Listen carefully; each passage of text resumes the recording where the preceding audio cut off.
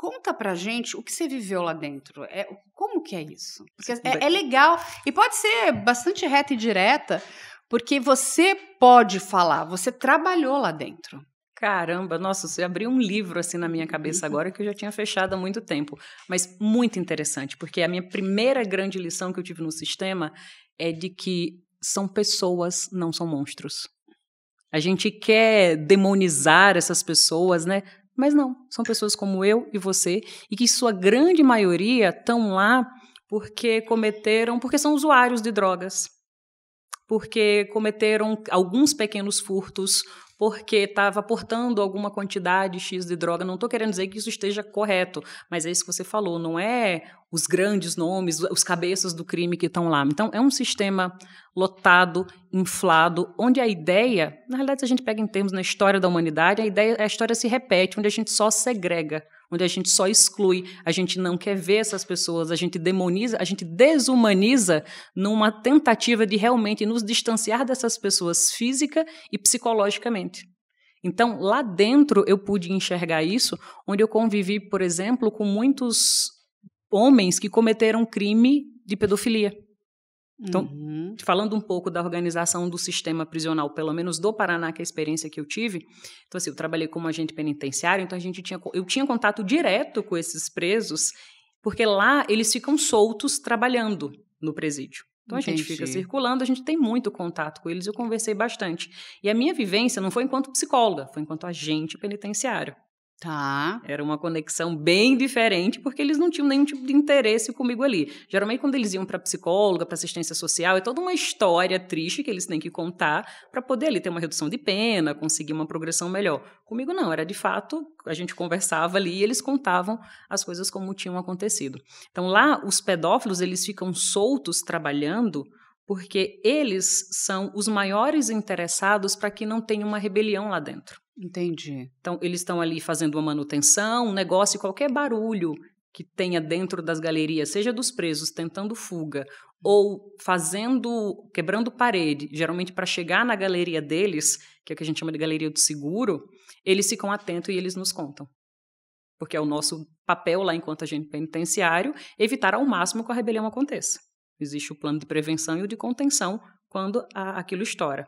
E por quê? Porque o preso, quando ele está lá, ele vai tentar fugir. Se ele não conseguir fugir, o plano B, geralmente, deles é acessar essa galeria do seguro e ou matar esses sujeitos que cometeram esses crimes, porque existem facções, né, e eles têm regras, e muitas facções têm por essa regra. Se você cruzar com um cara que cometeu um crime que eles considerem que seja hediondo, você tem a obrigação de matar, senão você vai ser cobrado. Entendi. Então, isso é uma regra interna desses presos. Sim. Mas, em caso de rebelião, eles podem ir lá e pegar o preso para poder barganhar com a direção do presídio, com o Estado. Então, eles vão barganhar sempre esses presos que estão ali na penitenciária porque cometeram crimes contra a dignidade sexual de alguém, de crianças, de mulheres, é isso? Isso, porque o preso, uma vez que você entra lá no sistema, você se torna responsabilidade do Estado. Sim. Então, se um preso morre lá dentro, isso dá um problema para o Estado. Então, ciente disso, eles usam aquele preso para conseguir coisas que eles precisem ou queiram dentro da cadeia. Transferência, melhores condições lá dentro, whatever. Mas a minha pergunta, assim, Gabriela, até antes da gente entrar nessa questão da psicologia, aquele sistema ressocializa as pessoas? Pois é.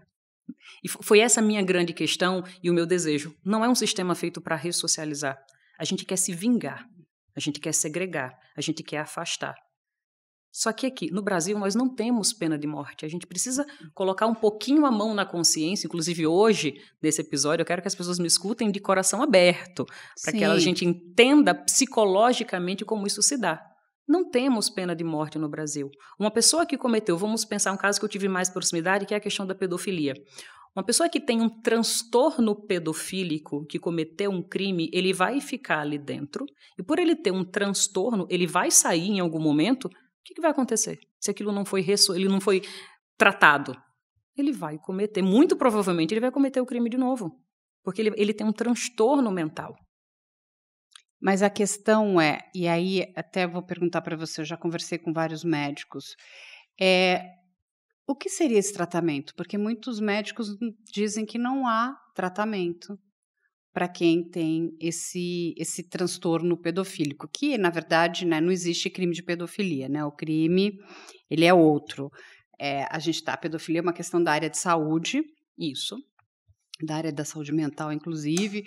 Muitos médicos também não acreditam na questão da castração química, porque quando você está falando, inclusive, né, da prática do estupro mesmo, você tem outras maneiras que não é só, né, a penetração.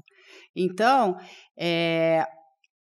então, assim, ainda divide muita, né, assim, tem uma linha que acredita que algo possa ser feito, outra linha da própria medicina entende que essas pessoas, de alguma forma, elas precisam ser apartadas, principalmente essas que eles dizem, né, pularam essa cancela, né, então eles vão voltar, porque é uma coisa que é mais forte do que é algo incontrolável.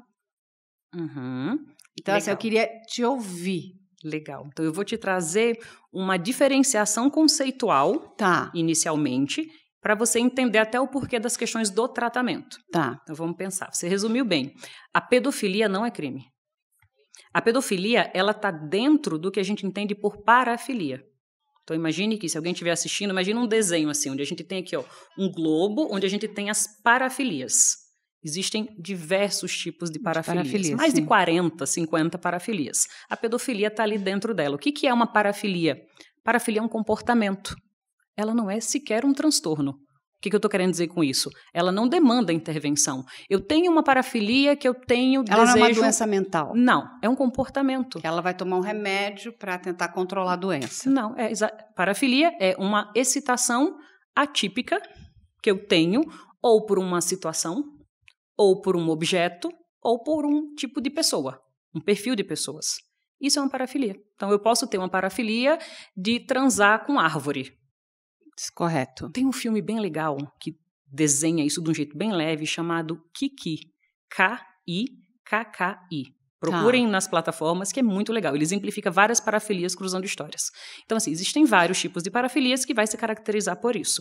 A pedofilia está ali dentro dessas parafilias, certo? Então, agora pense que eu pego a pedofilia e eu posso separar ela posso chamar de pedofilia e transtorno pedofílico. Tá. O que é pedofilia? É esse interesse sexual atípico, pois é uma parafilia, envolvendo pessoas. Pessoas essas, crianças. Desejo sexual por crianças. Esse desejo ele vai se manifestar de duas formas. Ou ele vai se manifestar através de fantasias, desejos, pensamentos, ou ele vai se manifestar por fantasias, desejos, pensamentos e comportamento. Então, quando a pessoa ultrapassa essa cancela, como você falou, aí ela comete o crime. Crime, o que temos tipificado, é o estupro de vulnerável. Exatamente. Só que a grande maioria não estão cometendo o crime. A maioria dos pedófilos, eles vão fantasiar e eles vão desejar aquilo do ato sexual com a criança. Então, pense que dentro, O crime é o estupro de vulnerável. Isso, que alguns pedófilos de 20% a 50% cometem. Existe uma outra porcentagem de indivíduos que cometem o crime que a gente entende por abusadores. Quem são os abusadores? São pessoas que vão ter outros tipos de transtornos. São pessoas que vão cometer o crime não porque deseja sexualmente a criança, apenas por uma questão circunstancial. É uma pessoa que vai ter um transtorno de personalidade, ela vai ter uma lesão encefálica, ela vai fazer abuso de álcool e droga. Então, junta a condição que ela tem, eu tenho uma questão com álcool, eu tenho uma questão com droga, mais a circunstância de ter uma criança, eu faço o ato. Então, são tratamentos e linhas distintas.